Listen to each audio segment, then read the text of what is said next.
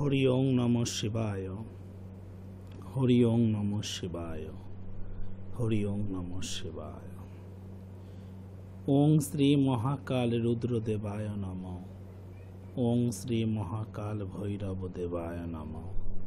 ওং শ্রী মহাকাল রুদ্র কাশীনাথ দেবায় নমঃ। ওং শ্রী মহাকাল রুদ্র বদ্রীনাথ দেবায় নমঃ। ওং শ্রী মহাকাল রুদ্র অমরনাথ দেবায় নমঃ। ওং শ্রী মহাকাল রুদ্র মহামৃত্যুঞ্জয় দেবায় নমঃ। হরি ওং নমঃ শিবায়। হরি ওং নমঃ শিবায়। হরি ওং নমঃ শিবায়। ভক্তগণ, শিবকৃষ্ণ গুরুকুল সেবাশ্রমের থেকে তোমাদের সকলের মঙ্গল প্রার্থনা করি, তোমাদের সকলের আরোগ্য প্রার্থনা করি, তোমাদের সকলের সফলতা প্রার্থনা করি। ভক্তগণ, এই আগামী শুভ তিথি অম্বুবাচী সম্পর্কে তোমাদের কিছু কথা বলবো, আর দেখব যে আজকে কোন চিঠি নির্বাচিত হয়েছে সেই চিঠি সম্পর্কে তোমাদের কিছু কথা বলবো। তোমরা অম্বুবাচী কথাটা শুনেছ, তোমরা কামরূপ কথাটা শুনেছ। কামরূপ নামে ইস্টার্ন রেলের একটি গাড়িও আছে হাওড়া টু গৌহাটি। তো কামরূপ শব্দটা কিভাবে এসেছে ইত্যাদি তোমাদেরকে বলবো, কামাখ্যা পীঠের মাহাত্ম্য সম্পর্কে বলবো। ভক্তগণ, যে চিঠির আজকে উত্তর দেব, চিঠিটি লিখেছ মধুমালা কর্মকার। মা, তুমি এই চিঠিটি লিখেছ, চিঠিটি তুমি টিভির পর্দায় দেখতে পাচ্ছ। লিখছ, প্রণাম পিতা শ্রী দেবদাস মহাশয়, আমি আপনার সৃষ্টি টিভি অনুষ্ঠানের ভক্ত। আপনার বিচার প্রাচীনকালের আর্য পণ্ডিতদের কথা মনে করিয়ে দেয়। আপনার প্রতিটি কথাই যেন বেদবাক্য এবং ধর্মের উপদেশ থাকে। তাই প্রতি শনিবার করে অপেক্ষায় থাকি, হয়তো আমার চিঠি পড়া হবে, কিন্তু হয় না। দয়া করে এবার পড়লে চিরকৃতজ্ঞ থাকব। পিতা, আমি এমএ নিয়ে পড়েছি। আমাদের সমাজ উন্নত হচ্ছে, কিন্তু মানুষের কোনো পরিবর্তন হয়নি। তাই তো এখনো একটা মেয়েকে সমাজের মানুষ অনেক কথা শোনায়, যদি মেয়েটার একটু বেশি বয়স হয়ে যায়। আমার ক্ষেত্রেও ব্যতিক্রম ঘটেনি। তাই আপনার শরণাপন্ন হয়েছি, দয়া করে বিচার করলে উপকৃত হব। বিয়ে কবে হবে? কত দূরে হবে? কিভাবে যোগাযোগ করব? বিবাহিত জীবন কেমন হবে? আমি সরকারি চাকুরি পাব? আমার জন্ম বিষয় সব দিচ্ছে।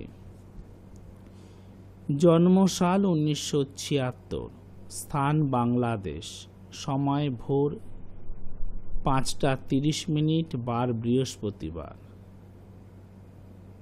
মাস জানুয়ারি, 8 তারিখ, 8/1/1976, 8ই জানুয়ারি 1976। এবার আমার চিঠি একটু পড়লে উপকৃত হব। ইতি মধুমালা কর্মকার, বর্তমান স্থান সোদপুর ঘোলা, উত্তর 24 পরগনা, কলকাতা। এই চিঠি মা তুমি লিখেছ, তুমি তোমার হাতের লেখা নিজেই দেখতে পাচ্ছ। মা, আমি তোমার চিঠির উত্তর দেব। আর তোমার চিঠির উত্তরটা এই অম্বুবাচীর আগে কেন দিচ্ছি, কারণ এই যে বিয়ের যে সমস্যাটা তোমার রয়েছে, তুমি অশিক্ষিত নও, দেখতেও খারাপ নও, বুদ্ধিমতী, বিচারশীল, তোমার মনে উচ্চ আশা আছে, গভীর বুদ্ধি আছে, ব্যক্তিত্ব আছে, উপস্থিত বুদ্ধি আছে, মানিয়ে নেবার ক্ষমতা আছে। সব কিছু থাকা সত্ত্বেও তোমার বিয়েটা এখনো আটকে আছে। কম বয়স হয়নি তোমার, 1976 সালে তোমার জন্ম, আজ তোমার 36 বছর বয়স হয়ে গেছে, কিন্তু বিয়েটা এখনো হলো না। একটা ছেলেরও যদি 36 বছর বয়স হয়ে যায়, সেটাও বিয়ের ক্ষেত্রে কম বয়স নয়, আর মেয়ের ক্ষেত্রে তো এটা যথেষ্ট বেশি বয়সী হয়ে গিয়েছে। তো এরকম যাদের সমস্যা আছে বিয়ের ব্যাপারে, বিয়ে হচ্ছে না, বিয়ের পরে অশান্তি, সন্তান বিষয়ে সমস্যা, মামলা মকদ্দমার সমস্যা, এবং কর্মসংস্থান, প্রমোশন আটকে আছে, জব আছে তো জব স্যাটিসফ্যাকশন নেই, জব স্যাটিসফ্যাকশন আছে তো স্যালারি স্যাটিসফ্যাকশন নেই, এরকম যাদের সমস্যা রয়েছে,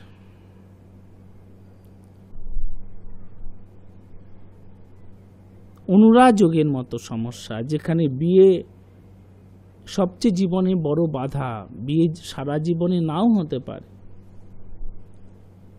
এই সমস্ত সমস্যার ক্ষেত্রে এই যে অম্বুবাচী তিথি, এ তিথি এগুলো সমাধান করার জন্য, গ্রহ শান্ত করার জন্য, গ্রহ প্রতিকার করার জন্য, এই যে অম্বুবাচী তিথি থেকে শুরু করে জন্মাষ্টমী তিথি, অম্বুবাচী তিথি থেকে শুরু করে জন্মাষ্টমী তিথি, এটা অত্যন্ত শুভ সময়। বিশেষত বিবাহের সমস্যা, বিবাহের পরে কোনো প্রকার অশান্তি সমস্যা, মৃত গর্ভাযোগ, সন্তান সমস্যা, ডাক্তারবাবু বলছেন, সমস্ত রিপোর্ট বলছে কোনো বায়োকেমিস্ট্রির সমস্যা নেই, কোনো বায়োলজিক্যাল কিছু সমস্যা নেই, অথচ তবু মা বাবা হবার ক্ষেত্রে সন্তান ধারণ করা যাচ্ছে না, বা সন্তান ধারণ করেও বারবার গর্ভপাত হচ্ছে, বা সন্তান আসার নাম নিশানই নেই, সন্তান আসেই না। এই ধরনের সমস্যাগুলোতে এইসব তিথিতে পূজা পাঠ, এইসব তিথিতে ভগবানের স্তুতি মানুষের জীবনকে সমস্যার বেড়াজাল থেকে বের করে আনতে পারে, মানুষকে শান্তি দিতে পারে, মানুষের সমস্যা সমাধান দেবীর আশীর্বাদে, ভগবান শিবশম্ভুর আশীর্বাদে অবশ্যই হতে পারে। এমন কিছু মায়ের সমস্যা আছে যাদের নিয়মিত পিরিয়ড সিস্টেমের সমস্যা থাকে, ঋতুস্রাব ঠিকমতো হয় না, ওষুধ খেতে হয়, ওষুধ খেলে তখন ঠিকঠাক মতো চলে, ওষুধ বন্ধ করলে আবার সমস্যা ফিরে আসে, ইত্যাদি সমস্যাতে ভগবানের স্মরণে পূজা পাঠ করা যেতে পারে, কিছু নিয়ম মেনে চলা যেতে পারে, কিছু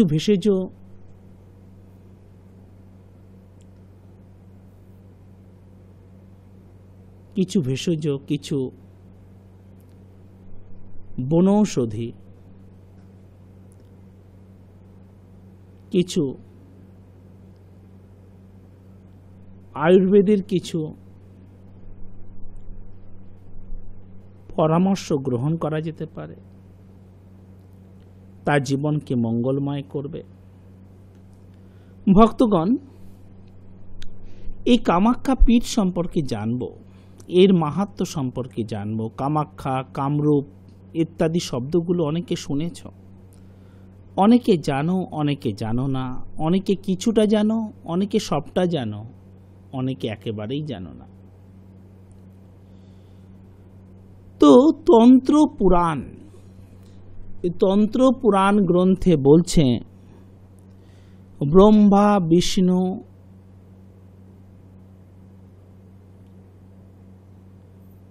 সৃষ্টির জন্য যখন তৎপর হলেন, যখন রচনা করতে চাইলেন সৃষ্টি, তখন শিব তপস্যায় রত ছিলেন। সৃষ্টি স্থিতি লয় একে অপরের সাথে সংযুক্ত। ব্রহ্মা বিষ্ণু মহেশ্বর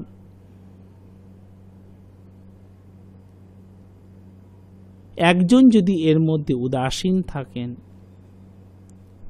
তাহলে এই প্রক্রিয়া চলতে পারে না।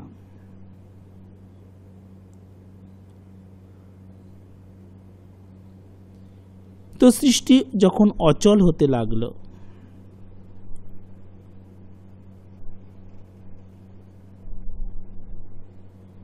তোমাদের বলেছিলাম সমস্ত হিন্দুইজমকে পড়লে একটা শব্দ বেরিয়ে আসে, ব্রহ্মা বিষ্ণু এবং মহেশ্বর, সৃষ্টি স্থিতি এবং প্রলয়। জেনারেট জি, ব্রহ্মা জেনারেট করছেন, জি ব্রহ্মা জেনারেট করছেন, ও বিষ্ণু অপারেট করছেন, বিষ্ণু অপারেট করছেন, ডি ডেস্ট্রয়, মহেশ্বর ডেস্ট্রয় করছেন। ডেস্ট্রয় না হলে পুনরায় আবার সৃষ্টি হতে পারে না।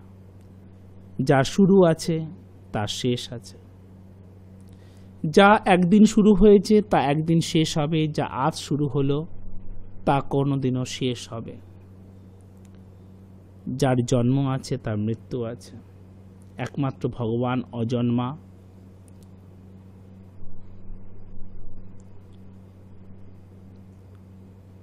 তো সমস্ত হিন্দুইজমকে যদি পড়া যায়, পুরাণ, উপনিষদ, বেদ, বেদান্ত,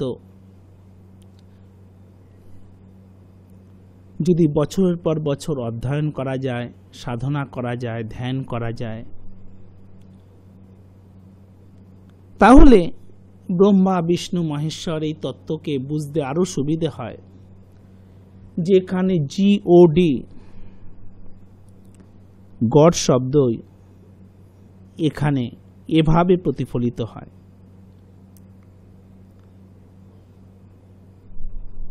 তো যখন সৃষ্টি অচল হলো, কারণ এই তন্ত্র পুরাণে বলছে যে মহাদেব তখন ঘোর তপস্যায় লীন, ঘোর তপস্যায় লীন তিনি। তো সৃষ্টি হবে, অপারেট হবে, সৃষ্টি প্রতিপালিত হবে। যদি ধ্বংস না হয় তো আবার নতুন সৃষ্টি কি করে হবে? তো ধ্বংসর প্রয়োজন আছে, সবকিছু যেন সময় মতো যেন ডিস্ট্রয় হয়, তবে আবার নতুন সৃষ্টি হতে পারবে। কিন্তু মহাদেব তখন গভীর তপস্যায় লীন, ফলে সমস্ত দেবতারা চিন্তিত হলেন এবং এর থেকে পরিত্রাণ পাওয়ার কি উপায়, সেজন্য তারা ভাবনা চিন্তা করতে লাগলেন এবং তারা ব্রহ্মার শরণে এলেন যে দেবাদিদেব মহাদেব গভীর তপস্যায় লীন, তিনি গভীর তপস্যায় ব্যস্ত। তো কিভাবে এখন চলতে পারে এই সৃষ্টি কার্য? তখন ব্রহ্মা পুত্র দক্ষ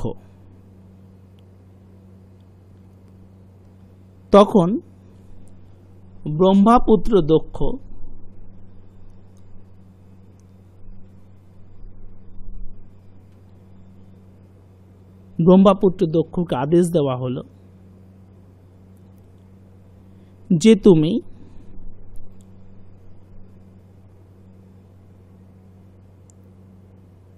মহামায়ার তপস্যা করো, মহামায়াকে সন্তুষ্ট করো।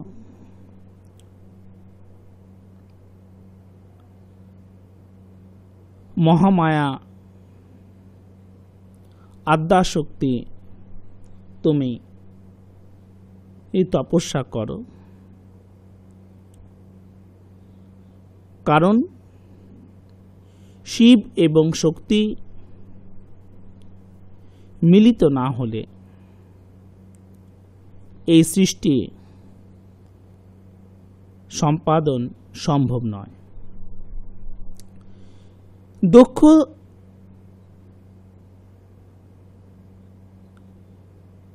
তপস্যা শুরু করল এবং মহামায়া বহুদিন বহু সময় এই দক্ষের তপস্যার পর মহামায়া সন্তুষ্ট হলেন এবং সে দক্ষকে দেখা দিয়ে বলল, তিনি দক্ষকে দেখা দিয়ে বললেন, হ্যাঁ, আমি তোমার স্তব স্তুতি তপস্যায় আমি সন্তুষ্ট। আমি তোমার কন্যা রূপে জন্ম নেব, আমি তোমার কন্যা রূপে জন্ম নেব, এ কথা সত্য। এবং আমি সময় মতো শিবপত্নীও হব, আমি সময় মতো শিবপত্নীও হব। কিন্তু মনে রাখবে, যদি আমাকে অনাদর করো তাহলে আমি দেহ ত্যাগ করব। যে দেহ আমি ধারণ করব তোমার কন্যা রূপে,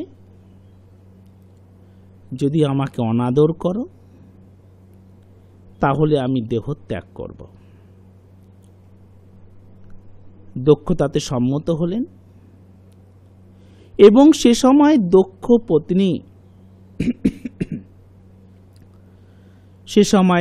পত্নী বিনিনীর গর্ভে মহামায়া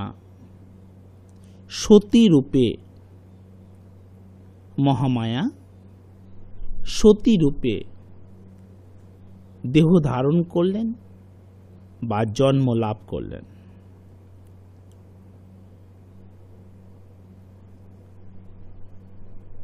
এবং সময় মতো শিবপত্নীও হলেন। শিব এবং শক্তি মিলিতভাবে কৈলাসে অবস্থান করতে লাগল। দক্ষ প্রজাপতি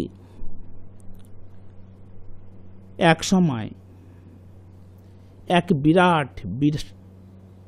এক বিরাট বিশাল শিবহীন যজ্ঞের আয়োজন করলেন। দেখো, যদি তন্ত্রপুরাণের এই ব্যাখ্যা করতে চাই তাহলে মাত্র এই টিভির পর্দায় ৫০ মিনিট এর জন্য যথেষ্ট নয়। এই ব্যাখ্যা করতে গেলে প্রায় একদিন লাগবে, ১০-১২ ঘন্টা সময় লাগবে। কিন্তু সময়কে এই টিভি সিরিয়ালের মাধ্যমে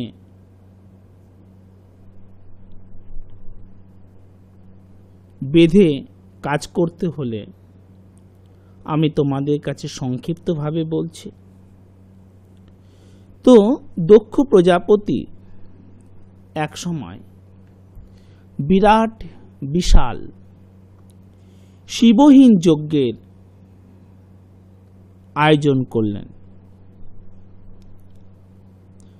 নারদের ওপর সবাইকে নিমন্ত্রণ করার দায়িত্ব দেওয়া হলো। নারদের ওপর সবাইকে নিমন্ত্রণ করার দায়িত্ব দেওয়া হলো। সবাই সমস্ত দেব দেবীকে নিমন্ত্রণ করা হলো, সকলকে আমন্ত্রণ করা হলো, শুধুমাত্র সদাশিবকে আমন্ত্রণ করা হলো না।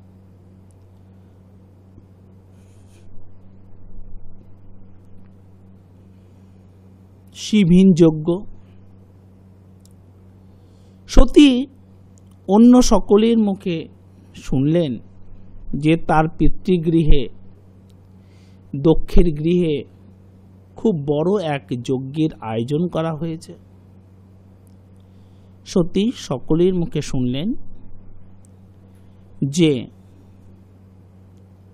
তার পিতৃগৃহে খুব বড় এক যজ্ঞের আয়োজন করা হয়েছে।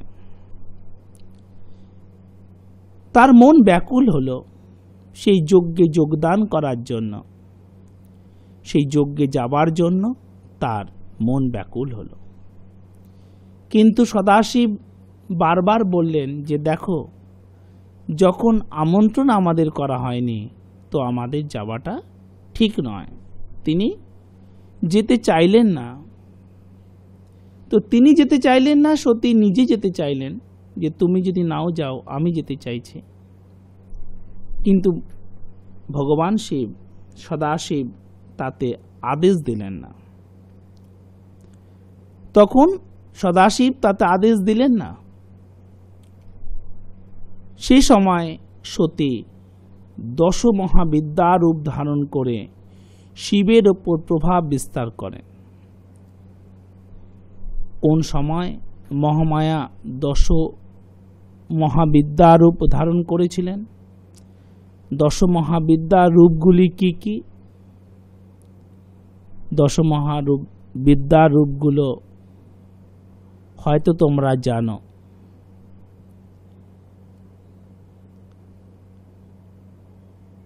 দশ মহাবিদ্যা রূপগুলো হয়তো তোমরা জানো।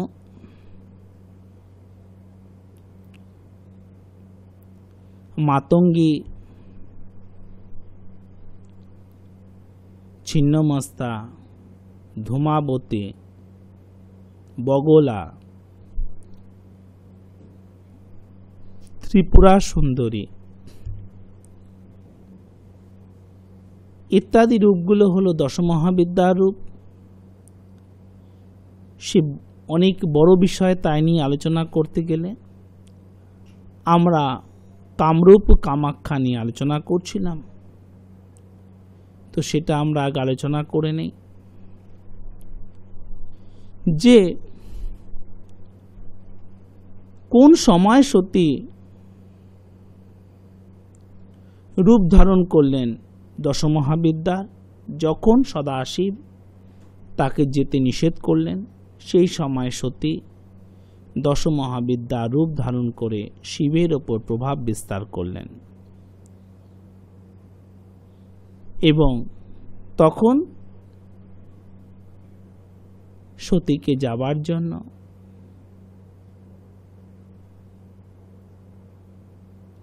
সতীতে যাবার জন্য আর সদাশিব কিছু বাধা দিলেন না।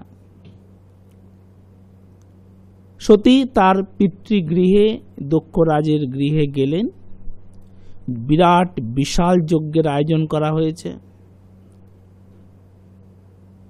দক্ষরাজ সে সময় শিব নিন্দা করতে লাগলেন। এই শিব নিন্দার অনেক সুন্দর এক ব্যাখ্যা আছে, কি কি বলা হয়েছে শিব নিন্দা, এবং তার দ্বৈত মানে করা হয়েছে। তাকে শ্মশানবাসী বলা হয়েছে, তাকে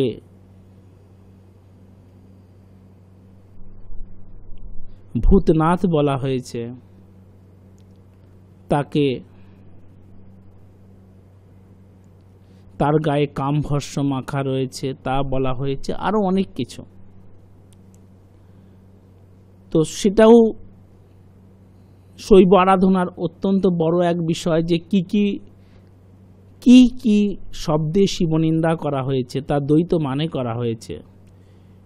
শিব সদাশিব, সদা শান্ত, তাকে শ্মশানবাসী বলা হয়েছে, জটাধারী বলা হয়েছে, তাকে তার গায়ে ছাই মাখা রয়েছে তা বলা হয়েছে, তার গলায় সাপ রয়েছে সে কথা বলা হয়েছে, সে ভূত, তার আশেপাশে ভূত সদা বিরাজ করে, তাকে ভূতনাথ বলা হয়েছে। সে বিষ পান করে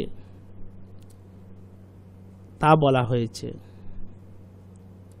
নেশা পান করে, নেশা তো বিষ ইত্যাদি অনেক কথা বলা হয়েছে। তো সবটা দ্বৈত মানে রয়েছে, অত্যন্ত সুন্দর সে ব্যাখ্যা, সে ব্যাখ্যা অত্যন্ত সুন্দর। তবু তা থেকে একটা কথা বলি,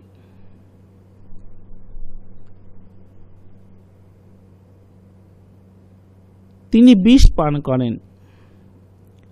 ধরো তোমার ঘরটা খুব নোংরা হয়েছে, খুব নোংরা হয়েছে ঘরটা যদি তুমি পরিষ্কার করতে চাও, তাহলে তোমাকে কিছু না কিছু নোংরা তো মাখতেই হবে। তোমার গায়ে কিছু না কিছু নোংরা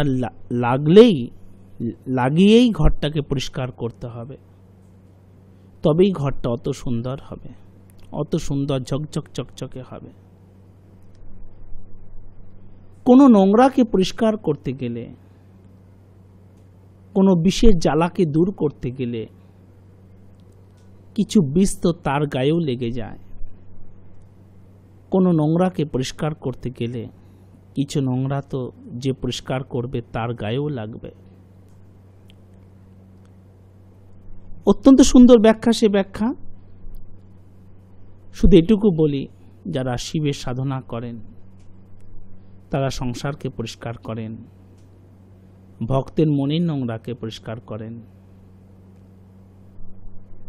তারা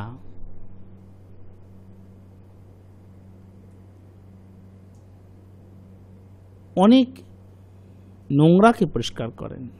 তাই তার গায়ে কিছু নোংরা লাগতে পারে বা লেগে থাকে, আর তারা সেটাকে মেনে নেন বলেই তারা যোগ্য শৈব সাধক হতে পারেন। শৈব সাধনা আত্মবলিদানের সাধনা, শৈব সাধনা আত্মত্যাগের সাধনা। তো সে কথা অন্য সময় বলবো। তো শিবের নিন্দা করেন, সর্বমুখে শিবের নিন্দা শুনে সতী অতিষ্ঠ হয়ে ওঠেন। তিনি আর পতির নিন্দা সহ্য করতে পারেন না। অসহ্য হয়ে তিনি যজ্ঞস্থলিতে দেহত্যাগ করেন। তিনি যজ্ঞস্থলিতেই দেহত্যাগ করেন।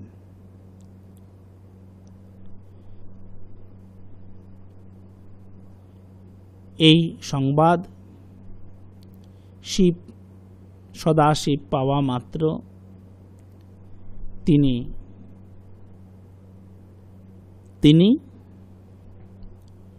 সতীর বিয়োগে অস্থির হয়ে ওঠেন এবং সেই যজ্ঞস্থলে যান, এবং যজ্ঞস্থলে গিয়ে তিনি নিজের জটা ছিঁড়ে যজ্ঞ কুণ্ডে নিক্ষেপ করেন। নিজের জটা ছিঁড়ে যজ্ঞ কুণ্ডে নিক্ষেপ করেন এবং যজ্ঞ ভঙ্গ করেন এবং যজ্ঞস্থানকে লণ্ডভণ্ড করেন এবং দক্ষের মুণ্ডচ্ছেদ করেন। এ বিরাট কাহিনী এই যে জটা ছিঁড়ে তিনি যে যজ্ঞ কুণ্ডলিতে নিক্ষেপ করেন, সেই যজ্ঞ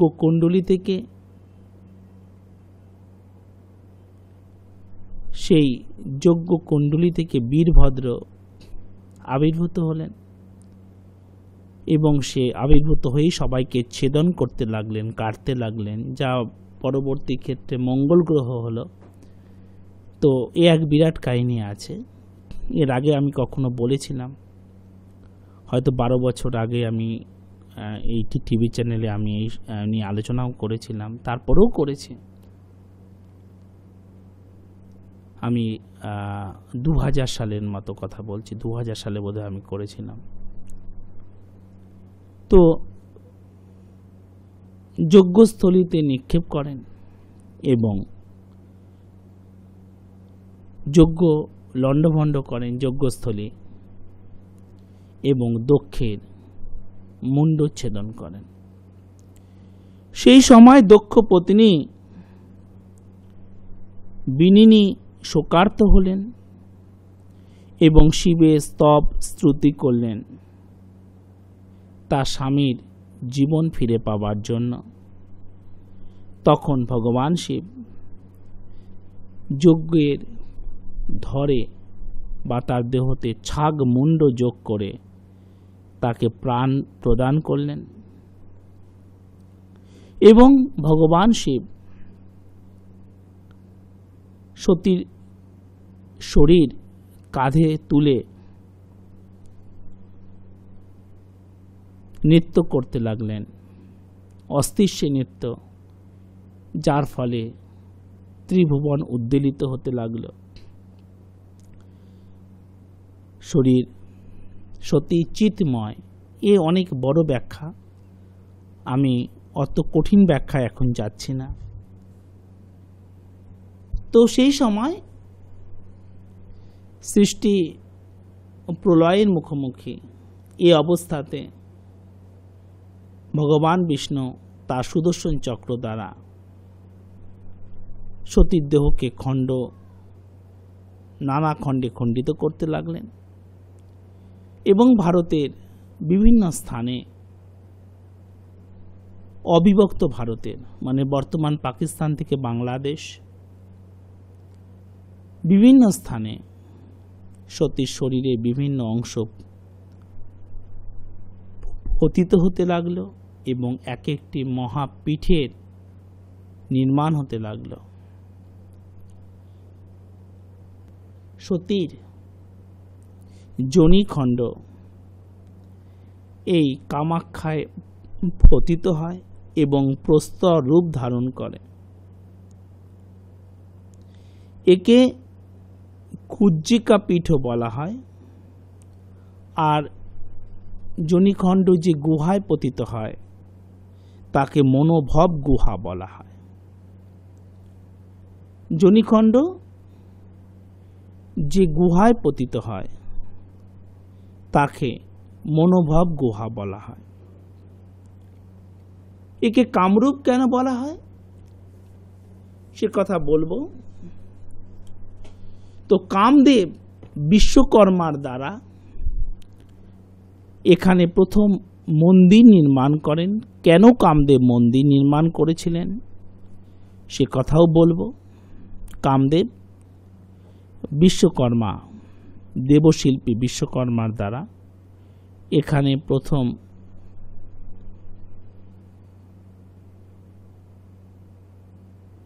মন্দির নির্মাণ করেছিলেন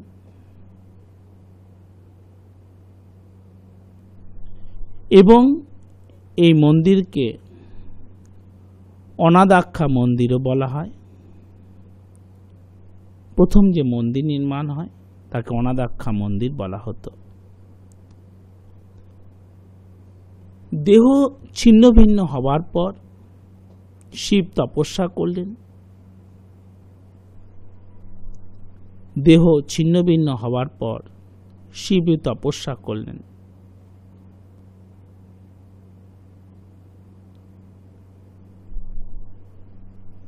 গিরিরাজ হিমালয় পত্নী মেনকার গর্ভে সতী পুনরায় কন্যা রূপে জন্ম নিলেন এবং ব্রাহ্মণরা তার নাম রাখেন গিরিজা, কেউ ডাকেন তাকে পার্বতী বলে। সতী পুনরায় হিমালয়, গিরিরাজ হিমালয়ের পত্নী মেনকার গর্ভে কন্যা রূপে জন্ম নিলেন। ব্রাহ্মণরা তার নাম রাখেন গিরিজা বা কেউ রাখেন পার্বতী। তারক নামে এক অসুরকে ব্রহ্মা বর দিলেন যে একমাত্র শিবের ঔরসজাত সন্তান ছাড়া এই তারককে কেউ বধ করতে পারবে না। তারক অসুর বা তারকাসুর ব্রহ্মার বলে বলিয়ান হয়ে অত্যাচার করতে লাগল। স্বর্গ, মর্ত, পাতাল, এমনকি স্বর্গরাজ্য আক্রমণ করল এবং সেখান থেকে দেবতাদের বিতাড়িত করে সেখানে তার রাজত্ব করতে লাগল। মহাদেবের সন্তানের জন্য নারদকে হিমালয়ের প্রাসাদে, মহাদেবের সন্তানের জন্য দেবতারা নারদকে হিমালয়ের প্রাসাদে পাঠালেন। মহাদেবের সাথে পার্বতী বা গিরিজার বিবাহের জন্য, এবং নারদ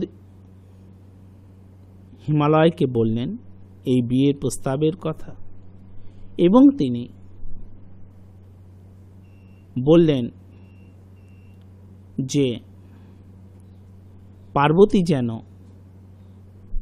দেবাদিদেবের কাছে এসে তার পূজা পাঠ স্তুতি করেন, কারণ যতক্ষণ পর্যন্ত তার ধ্যান না ভাঙবে ততক্ষণ পর্যন্ত এই তারকাসুরকে বধ করা সম্ভব হবে না।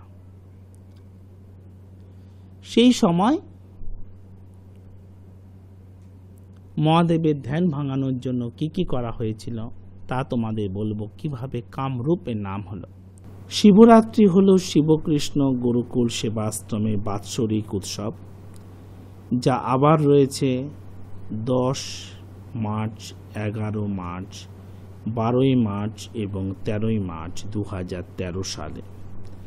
2013 সালে 10 মার্চ, 11 মার্চ, 12 মার্চ এবং 13 মার্চ রয়েছে বাৎসরিক উৎসব, পরপর 4 দিন। নীল পূজা হয়ে গেল এই কিছুদিন আগে, 12 এপ্রিল 2012। এরপরে আবার নীল পূজা রয়েছে আগামী 12 এপ্রিল 2013 সালে। এরপরে রয়েছে আগামী যে উৎসব রয়েছে তা হলো গঙ্গা পূজা, একদিনের উৎসব, গঙ্গা দেবীর পূজা। গঙ্গা পূজা হবে 13 মে 2012 সাল। গঙ্গা পূজা হবে 13 মে 2012 সালে। গঙ্গা পূজা 13 মে পড়েছে রবিবার। রবিবার একদিনের পূজা উৎসব হলো গঙ্গা পূজা।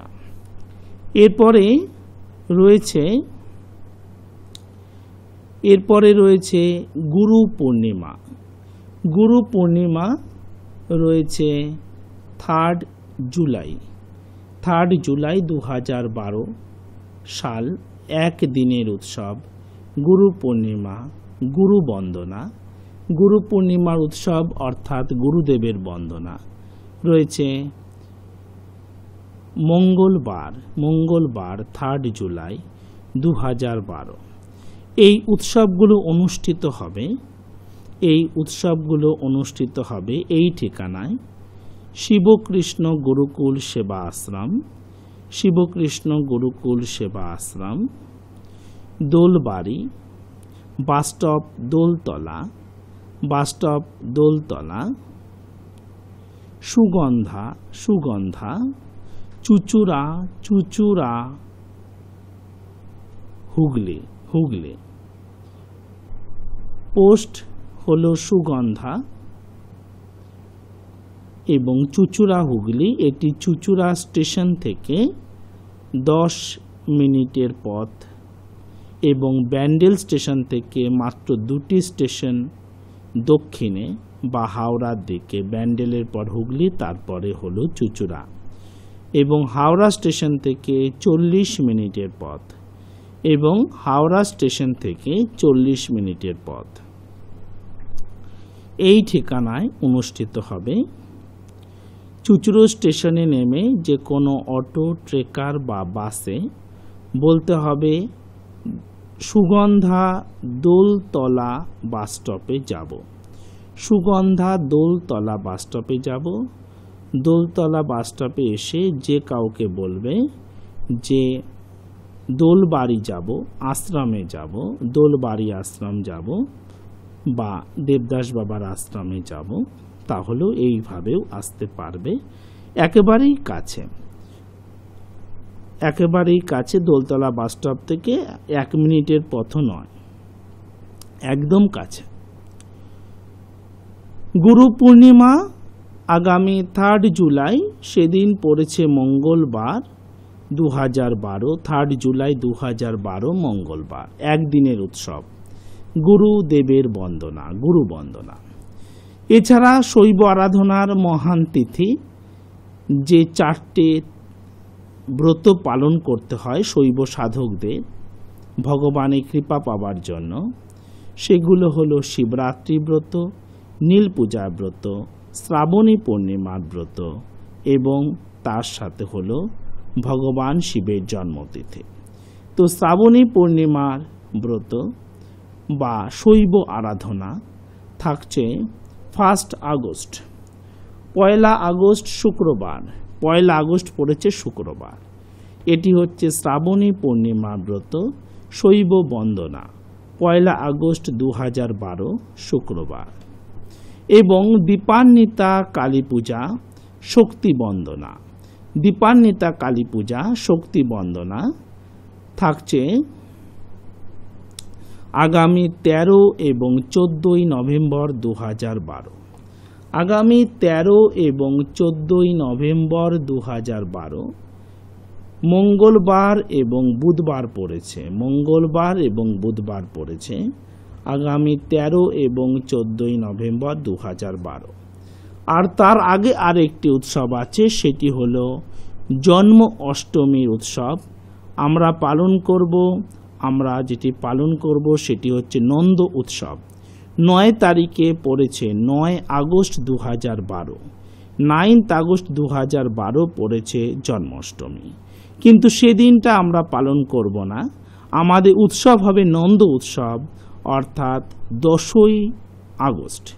10 তারিখে আশ্রমে নন্দ উৎসব পালিত হবে।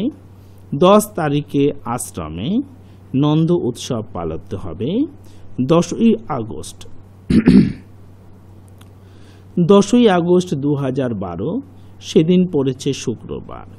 এই দিনগুলোতে আশ্রমের উৎসব পালিত হবে।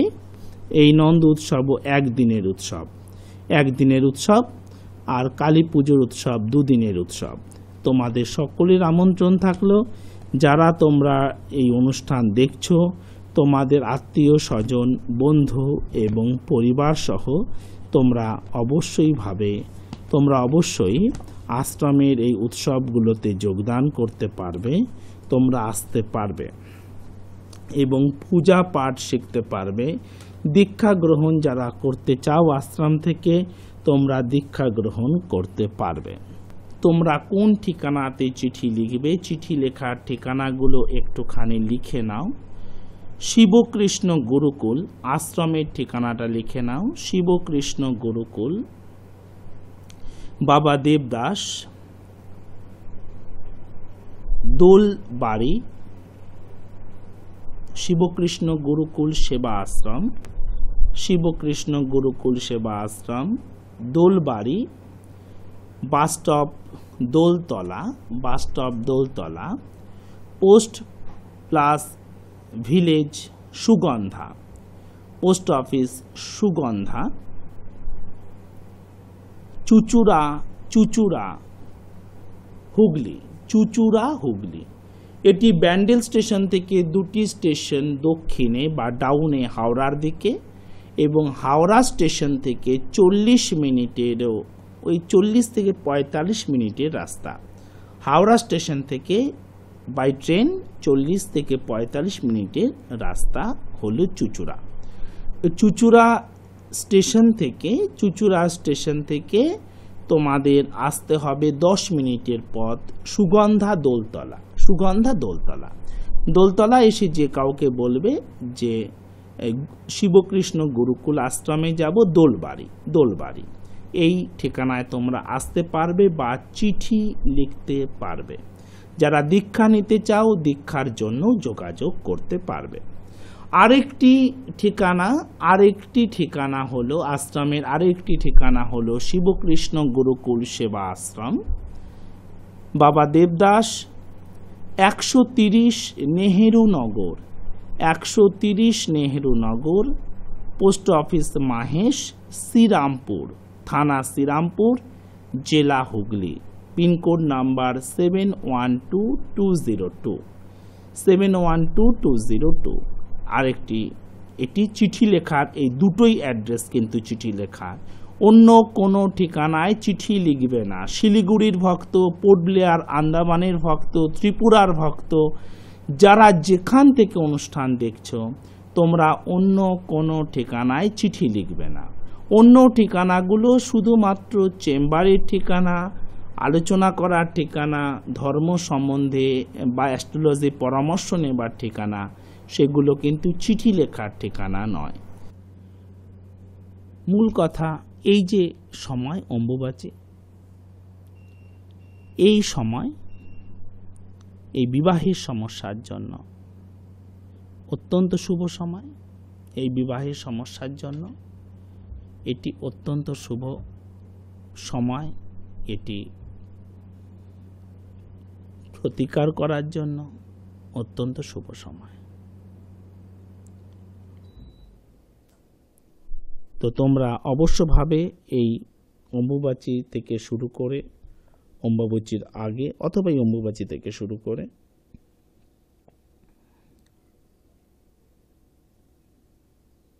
এই অম্বুবাচী থেকে শুরু করে জন্মাষ্টমীর মধ্যে যাদের বিবাহের সমস্যা আছে, বিবাহিত জীবনে সুখ শান্তিতে সমস্যা আছে, সন্তানের ক্ষেত্রে সমস্যা আছে, ডিভোর্স হতে চলেছে বা বিবাহ ভেঙে গিয়েছে একবার, আবার বিয়ে হবে কিনা, কোথায় হবে, কিভাবে হবে, সেই জন্য তোমরা এই সময় গ্রহের প্রতিকারগুলো একটু পারলে করে নেবে। এটা অত্যন্ত শুভ সময়। আর মা, তুমি চিঠি লিখেছো, তোমার চিঠি আমি আজকে পড়লাম। আমি খুব তাড়াতাড়ি আগামী দিন তোমরা এই অম্বুবাচী উপলক্ষে বেশ কয়েকটা এক্সট্রা অনুষ্ঠান তোমরা দেখতে পাবে। আর এই এখন থেকে শুরু করে প্রতিদিনই তোমরা অনুষ্ঠান দেখতে পাবে অম্বুবাচী উপলক্ষে। তো আমি এই চিঠির উত্তর অবশ্যভাবে দেব।